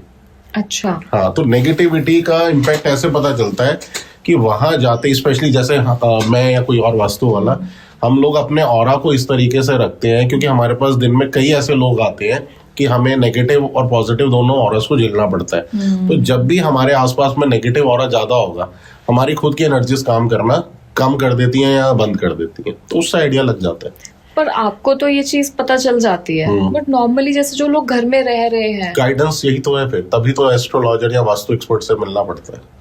खुद से तो खैर क्या ही पता चले। देखो, आप खुद बीमार भी हो तो जाना तो डॉक्टर के पास ही पड़ेगा ना। खुद से कैसे पता चलेगा कि हमें बीमारी है भी तो कौन सी है। बट यूजुअली जैसे ऐसा होता है ना कि हमें अगर कोई बीमारी है तो उसके सिम्टम्स हमें दिखने लगते हैं, ठीक है। तो वैसे ही अगर हमारे घर में कोई नेगेटिव एनर्जी है या कुछ ऐसी नेगेटिविटी है तो उसका कोई ऐसा सिम्टम है जो हमें दिखे कि हाँ ये कुछ देखो, सबसे इजी सिम्टम तो यही है कि लेट से आपका ऑफिस है या फैक्ट्री है या कह लो ऐसा वर्क एरिया है कोई भी, या घर, मतलब आप जैसे ही उस एरिया में घुसोगे ना, आप बड़े अच्छे मूड में हो, लेकिन जैसे ही उस एरिया में घुसते हो ना, थोड़े टाइम बाद बेवजह का मूड खराब हो जाएगा, हेल्थ खराब हो जाएगी, मन नहीं लगेगा, आपस में लड़ाई होनी शुरू हो जाएगी, दिल करेगा यहाँ से मैं कब बाहर जाऊं।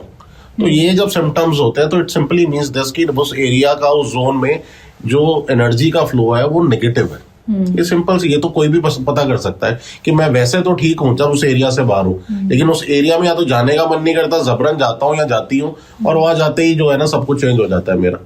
या मेरी कैपेबिलिटी इतनी है कि मैं दिन में कहते हैं ना 10 घंटे काम कर सकता हूँ, लेकिन मैं उस पर्टिकुलर एरिया में जाता हूँ ना तो आधे घंटे बाद भी मेरे को लगता है कि मैं छोड़ो, काम नहीं करना चाहता। तो दिस सिंपल थिंग्स शोज कि एरिया में प्रॉब्लम है, मेरे में प्रॉब्लम नहीं है। अच्छा, ये जो नेगेटिविटी का पूरा कॉन्सेप्ट है, ठीक है, इसको हम लोग कई बार ब्लैक मैजिक से कनेक्ट करते हैं, कभी हम लोग हॉरर से कनेक्ट करते हैं, ठीक है। तो ये एग्जैक्टली क्या है, क्या किस चीज से कनेक्ट करना इसको ठीक है, और ब्लैक मैजिक जैसी कोई चीज सच में एग्जिस्ट करती है? बिल्कुल करती है, बिल्कुल करती है।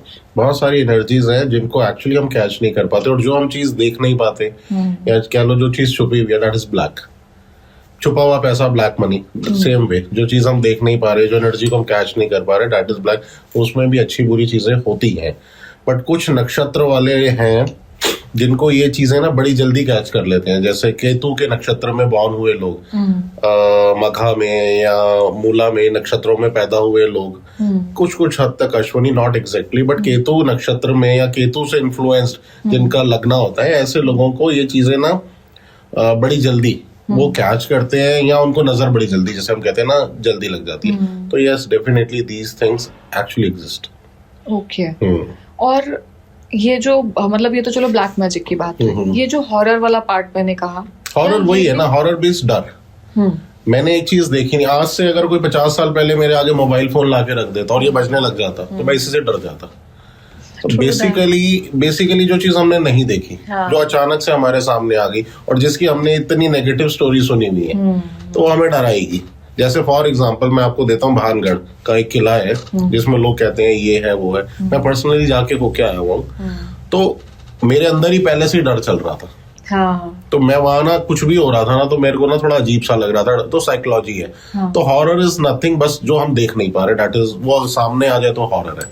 But yes, these things do exist, energies हैं और ये काम करती है। ये डिपेंड करता है कि कई लोग हैं जिसे हम तांत्रिक कहते हैं, जो ब्लैक मैजिक करते हैं। कई लोगों को आपने देखा होगा कि कई मंदिर बने हुए हैं जहाँ पे लोग अपना झाड़ा करवाने या ये सब नजर उतरवाने जाते हैं, एंड आई टोटली एग्री, ये सब होता है। ओके, ठीक है, इस पे बहुत ज्यादा बात नहीं करेंगे, मुझे डर लगने लगता है नहीं तो। ओके, तो अगर किसी की मैरिड लाइफ खराब चल रही है, तो क्या इसका भी वास्तु या एस्ट्रोलॉजी से कुछ कनेक्शन हो सकता है कि अगर लगातार झगड़े बढ़ते जा रहे हैं विद टाइम, ठीक है, और अंडरस्टैंडिंग में बहुत इश्यूज आ रहे हैं, और क्या इसकी कोई रेमेडी हो सकती है? हाँ, रेमेडी देखो, वास्तु में कुछ रेमेडीज तो होती है। अगर आपके लेट से कुंडली में दोनों के हस्बैंड एंड वाइफ की कुंडली में प्लैनेट्स बहुत ही अच्छे हैं, यानी कि कॉर्डियल है, गुण मिलान अच्छा है, कम्युनिकेशन, ग्रह मैत्री अच्छी है, और उसके बावजूद ये सब प्रॉब्लम्स आ रही हैं, तो रेमेडीज हेल्प कर सकती हैं। लेकिन हाँ, अगर आपकी कुंडली में आपने शादी की, ग्रह मैत्री अच्छी नहीं है, ग्रह मैत्री मतलब इन दोनों की चंद्र राशि के लॉर्ड्स ही आपस में एनिमी साइन कैरी करते हैं, तो मतलब फिर उनके लिए रेमेडीज बहुत काम नहीं करेंगी। बट अपार्ट फ्रॉम हम उसको डिफॉल्ट में लेते हैं कि उनकी कुंडलियों में कॉम्बिनेशन अच्छे हैं और उसके बाद भी प्रॉब्लम आ रही है, तो यस, रेमेडीज अच्छा काम कर सकती है। फॉर एग्जाम्पल, ऐसा जरूरी नहीं है कि हर रेमेडी काम करे, बट कुछ एग्जांपल देता हूँ। जैसे कि हस्बैंड एंड वाइफ दोनों ही घर के नॉर्थ वेस्ट जोन में सोते हैं, उनका कमरा ही उनका मन घर में लग ही नहीं रहा, तो क्या हो रहा है कि इस वजह से घर के बाकी लोगों से उनका कलेश हो रहा है। अच्छा। यार तुम लोग घर पे नहीं टिकते, तुमने घर को तो होटल बना दिया। हाँ। ऐसा होता है अक्सर। हाँ। कि कब आए कब चले गए। हाँ। तो वो एक रीजन है, रूम चेंज किया जा सकता है कि आप गलत जोन में सो रहे हो। या let's say husband and wife सो रहे हैं जिस रूम में, उस रूम में उन्होंने किसी भगवान, जिनको भी वो मानते हैं, डाइटी की इमेज या फोटो लगाई हुई है, which is again negative. Actually couple room में किसी भी, जिनको भी हम वर्शिप करते हैं, उनकी पिक नहीं होनी चाहिए for the very obvious reason. और उसके अलावा जैसे कई बार साउथ ईस्ट जोन, जैसे मैंने आपको बताया, फायर जोन है, और उस रूम में अगर आप कपल सो रहा है और वहां पे उनकी क्योंकि एनर्जी इतनी हाई है, एक मांगलिक है एक नॉन मांगलिक है, तो भी लड़ाइयां ज्यादा होंगी, और दोनों ही मांगलिक है तो एनर्जी जोन इतना हाई है, वहां पे भी छोटी छोटी बातों पे कहते हैं ना, गुस्सा फट से भड़क जाएगा, तो उनका जोन चेंज कर दो, उनको नॉर्थ जोन में डाल दी जाए, तो कट डाउन हो सकती है। अच्छा। हाँ, शुक्र, जैसे अगर लेट्स, मैंने एक एग्जांपल और देता हूँ यहाँ पे। एक कपल है जिसको मैंने स्पेशली उनके घर में जाके बोला, उनकी एक पिक थी जो उन्होंने अपने रूम में लगाई हुई थी, उसका फ्रेम बॉर्डर, फोटो फ्रेम, उसका बॉर्डर ब्लैक कलर का था, और इस बार उन दोनों ने जो कपड़े डाले हुए थे वो रेड कलर के थे। मतलब एक की रेड टी शर्ट थी और एक ने रेड कलर का गाउन डाला हुआ था। वो तो बड़ा ही उनकी तरफ से तो बड़ा ही वो क्लासी और हॉट पिक थी। मैंने कहा यार तुम सैटर्न मार्स को परमानेंट बिठा के साथ बैठे हुए, इसे हटाओ। तो ये छोटी छोटी रेमेडीज तब काम करती हैं। ओके। तो इसी ये कुंडली मिलान वाली बात से मुझे याद आया कि बहुत सारे लोग, स्पेशली हिंदू रिलीजन में, कुंडलियां मैक्सिमम मिलाई जाती हैं मैरिज से पहले, जबकि और जितने भी रिलीजन्स में मैरिज हो रही है, चाहे हम सिख रिलीजन की बात करें, मुस्लिम रिलीजन की बात करें, क्रिश्चियनिटी की बात करें, तो उनमें कुंडलियां नहीं मिलाई जाती।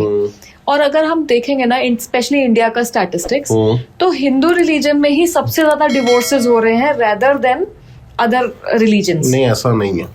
हर रिलीजन में उतने इक्वल रेशियो में डिवोर्स हो रहे हैं, उतनी ही इक्वल रेशियो के अंदर ये जितने सेपरेशन, नौटंकियां जो एक मैरिड लाइफ में होती है, सब में होती है। कुंडली मिलाने के बाद, हाँ, आपका एक क्वेश्चन मैं ये कहूंगा कि कुंडली मिलाने के बाद भी ऐसा क्यों हो रहा है? Picture perfect marriage is a myth. कुंडली मिलने का मतलब ये नहीं है कि कुंडली मिल गई तो अब लड़ाई नहीं होगी। कुंडली मिलने के बाद रिलेशन लंबा चलेगा कि नहीं चलेगा, रादर आप क्रिश्चियनिटी या किसी और रिलीजन के बारे में बात नहीं करूंगा। उनके अंदर पार्टनर को कब छोड़ देते हैं, कब दूसरा एंटर कर जाता है, पता भी नहीं चलता। कोई एक के साथ बिजी है, कोई दूसरे के साथ, कोई तीसरे के साथ बिजी है। हिंदू रिलीजन के अंदर या जो भी मैरिज को कुंडली मिलाने के बाद करता है, लॉन्ग लास्टिंग चले, इसके चांसेस काफी ज्यादा होते हैं, रेशियो ज्यादा है। लेकिन ये कहीं किसी किताब में नहीं लिखा कि आपने कुंडली मिलाई तो इसके बाद ना हमारे झगड़े नहीं हुए। अरे झगड़ा तो माँ और बेटे में भी होता है, राइट। माँ ने तो जिस बेटे को पैदा किया, बेटी को पैदा किया, उससे भी लड़ती है, तो उससे क्या मतलब है? झगड़े सब होंगे, बट क्या वो सॉर्ट आउट करने का मादा रखते हो? क्या उसके बाद दोबारा आगे बढ़ने का मादा रखते हो? या इतनी पेशेंस कम है कि खत्म ही करने के बाद आगे बढ़ेंगे हम? तो ये कुंडली में मिलान का ये फायदा है कि एटलीस्ट रिलेशनशिप लॉन्ग लास्टिंग रहेगा। At the end patience level पे मैटर करता है कि आप कितना निभा सकते। डजंट मीन कि आपके बाद इसके बाद लड़ाई नहीं होगी, ये तो इम्पॉसिबल है। बर्तन है, खटकेंगे, राइट। ठीक है, अभी हम लोगों ने बहुत रिलेशंस की बात कर ली है, थोड़ा सा बिजनेस, करियर, इस सब के ऊपर बात करते हैं। बहुत सारे लोगों में ऐसा देखा जाता है कि सब कुछ अच्छा चल रहा है, ठीक है, बिजनेस अच्छा चल रहा है, करियर वाइज ठीक चल रहे हैं, अचानक से सब चीजें खत्म और बिल्कुल माइनस में ही आ गए, डेट्स में आ गए। इसके पीछे क्या रीजंस हो सकते हैं? आपको एक ये मैं कहूंगा एग्जांपल्स के थ्रू मेरे को ना बड़ा अच्छा आता है समझाना। अच्छा क्या मतलब, मेरे फोटे वो है, मेरे पास कई क्लाइंट्स आते हैं, उनमें से एक क्लाइंट का एग्जांपल दूंगा। उनकी नौकरी चली गई, बहुत अच्छी नौकरी, बहुत अच्छा पैकेज, और पैकेज भी मैं क्या बोलूं, मतलब एक अच्छा बिजनेसमैन नहीं कमा सकता उतना जितनी उनका एक पैकेज था। ऑब्वियसली उस हिसाब से उनके खर्चे, उस हिसाब से फैमिली की अपब्रिंगिंग और वो सब थी, नौकरी चली गई। ऑब्वियसली परेशान होना जायज था, बहुत ट्राई किया उन्होंने, ऐसा ही नहीं कि नौकरी की अगले दिन मेरे पास आ गए, काफी उन्होंने मेहनत की, काफी ट्राई किया, जहां जहां वो पहुंच सकते थे हर जगह गए।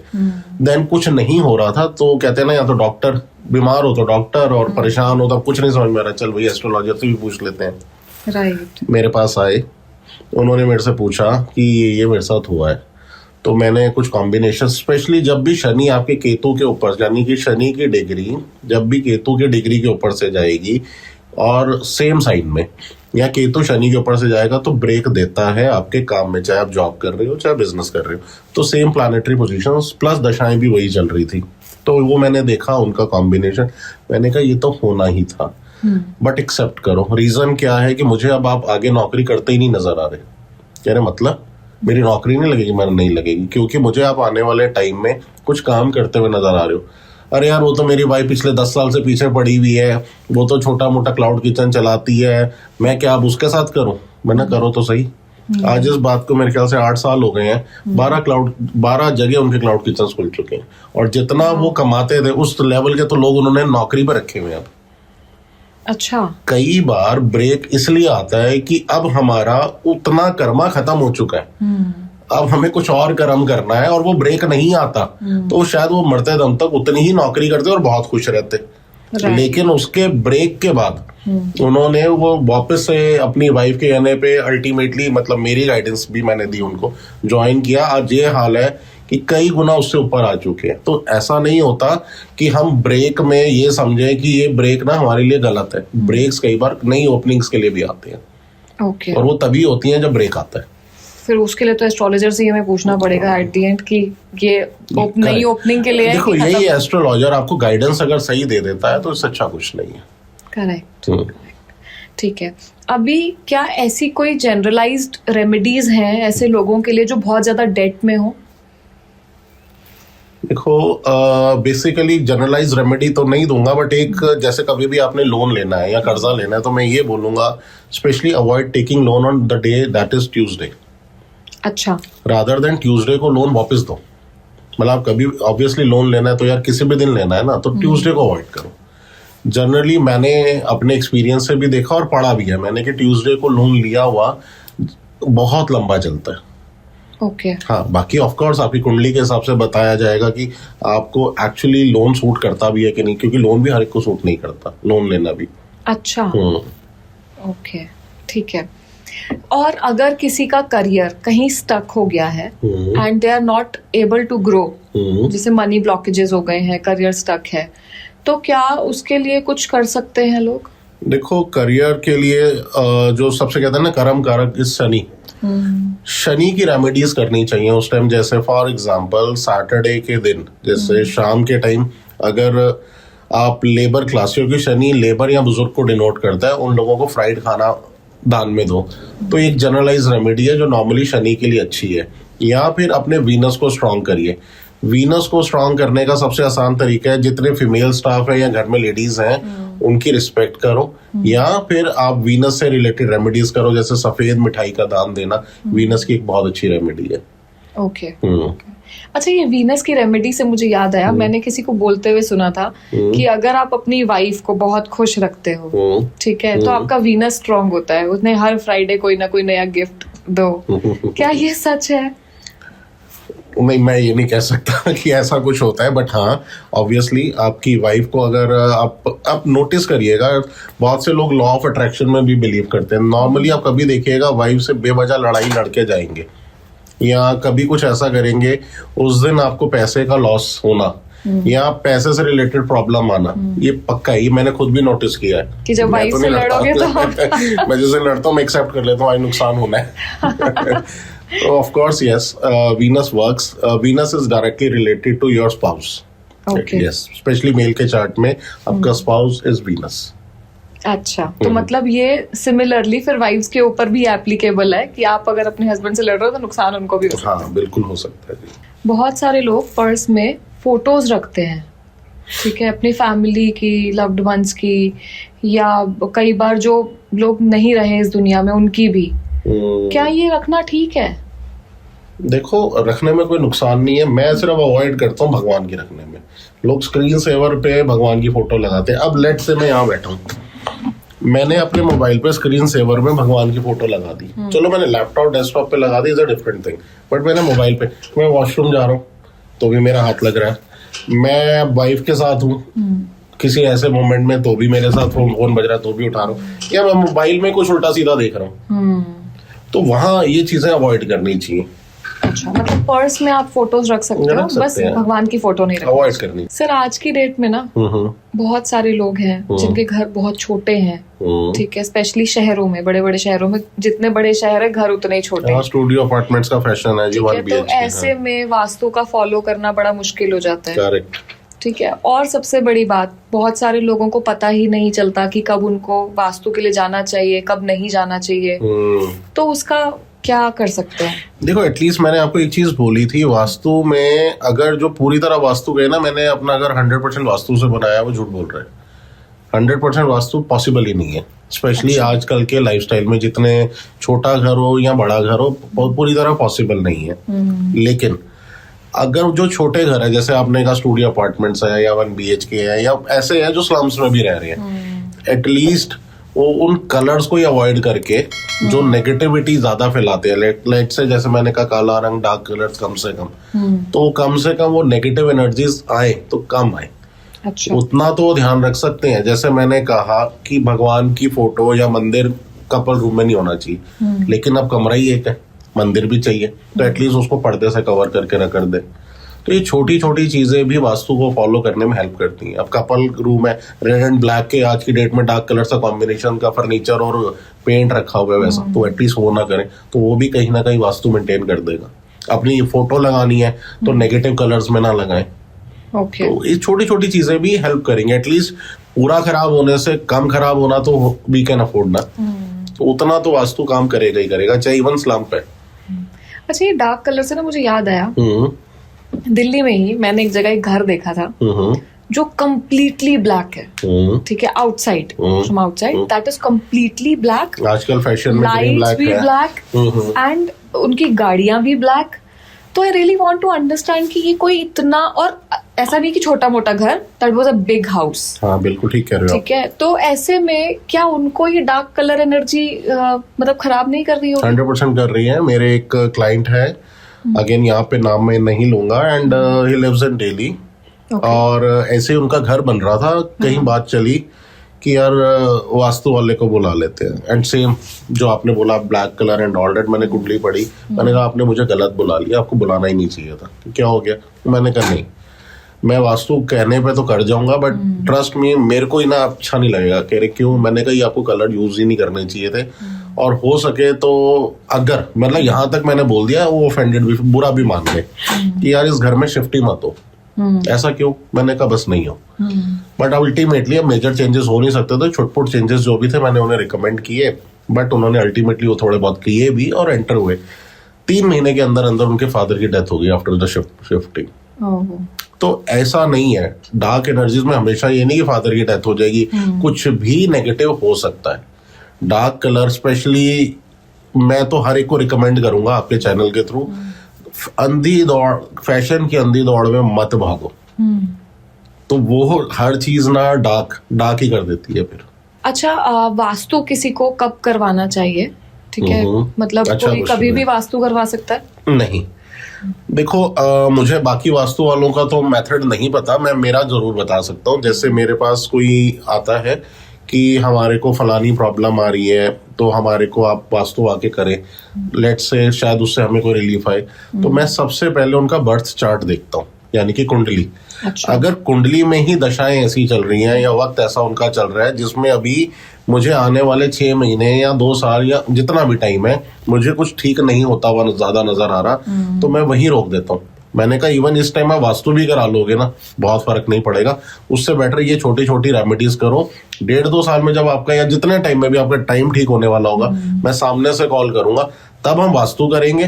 कुछ तो आपका जो वक्त ठीक होगा वो भी काम करेगा, और फिर जो हम रेमेडीज करेंगे वो आपको डबल इम्पैक्ट देंगे। गलत टाइम पे वास्तु कराना, यानी कि जब उसका समय ही सही नहीं है, वास्तु भी कुछ नहीं कर सकता उस टाइम। 2.5-3 साल पहले ना एक वीडियो आई थी ध्रुव राठी की, ठीक है, उसमें उन्होंने दिखाया कि हमारा जो वर्ल्ड कप होने वाला था उससे पहले कुछ एस्ट्रोलॉजर्स ने बैठ के ये चीज कमिट करी थी कि ये वर्ल्ड कप तो हम जीतेंगे ही जीतेंगे, इंडिया जरूर जीतेगी। जितने मतलब कुछ 11-12 एस्ट्रोलॉजर्स वहां बैठे थे जिन्होंने ये चीज कमिट करी, लेकिन वो हुआ नहीं। और इस पॉडकास्ट के स्टार्टिंग में आपने कहा था कि एस्ट्रोलॉजी कभी गलत नहीं होती, एस्ट्रोलॉजर्स गलत हो सकते हैं। तो क्या वहां बैठे सभी एस्ट्रोलॉजर्स गलत थे, और एक साथ कैसे? एक साथ ऐसे क्योंकि अगर हम वर्ल्ड कप खेल रहे हैं या जो भी हम मैच खेल रहे हैं, हमने अपने साइड के प्लेयर्स का तो जरूर हो सकता है, वो सारे समझदार लोग रहे होंगे, उन्होंने जरूर देखा होगा सामने वाली टीम के डाटा था क्या उनके पास। मैंने ये तो देख लिया कि मेरा बेटा जो है 90 मार्क्स लाएगा ही लाएगा, टॉप करेगा, और मैंने एज्यूम कर लिया। उसे ये नहीं पता कि सामने वाला ओपोनेंट 99 मार्क्स भी ला सकता है। तो अधूरा ज्ञान हमारा अगर है तो ऐसे रिजल्ट आएंगे। फिर उसमें हाँ, ध्रुव राठी जी हो या कोई भी और हो, तो उनको मौका मिल जाता है कि भैया आप इस बॉल पे चौका मारो और अपने आप को फेमस कर लो। एस्ट्रोलॉजी कभी गलत नहीं है, एस्ट्रोलॉजर गलत हो सकता है, एस्ट्रोलॉजी कभी गलत नहीं हो सकती। मेरे पास एक और आया था, मैं आपको एक बड़ी छोटी सी लाइन में खत्म करूंगा। किसी ने मुझे बोला कि यार मैंने ना जब से अपना नाम बदला है, नाम के स्पेलिंग बदले हैं या नाम बदला है, मेरा वक्त बदल गया। तो मैंने उसे एक आंसर दिया, मैंने कहा तेरा वक्त इसलिए नहीं बदला कि तूने नाम बदला है, तेरा वक्त बदल गया था इसलिए तेरा नाम बदला गया। तो फर्क ये है। सर, अगर आप किसी को भी आपसे कनेक्ट करना है और आपसे गाइडेंस चाहिए, तो किस तरीके से कनेक्ट कर सकते हो? अगर वो ऑफलाइन आना चाहते हैं तो मेरा बेस है रजौरी गार्डन में, मेरा ऑफिस है, वहाँ वो लोग आ सकते हैं अपॉइंटमेंट लेने के बाद। नहीं तो मेरे जितने भी क्लाइंट्स हैं इंडिया में, पैन इंडिया में या अब्रॉड, वो ऑनलाइन भी मेरे से अपॉइंटमेंट लेके फोन पे भी they can have either through video call और व्हाट्सएप कॉल और वॉइस कॉल, कैसे भी they can connect me. Thank you so much sir इस पॉडकास्ट में आने के लिए। Welcome ma'am. आई होप आपको आज के पॉडकास्ट में मजा आया होगा। बहुत अच्छा लगा। रादर मुझे आपके मीडियम से कुछ बातें लोगों की तरफ कहते हैं ना, एक मैसेज देने का भी मौका मिला, मुझे भी बहुत अच्छा लगा जी। Thank you so much. Welcome ma'am.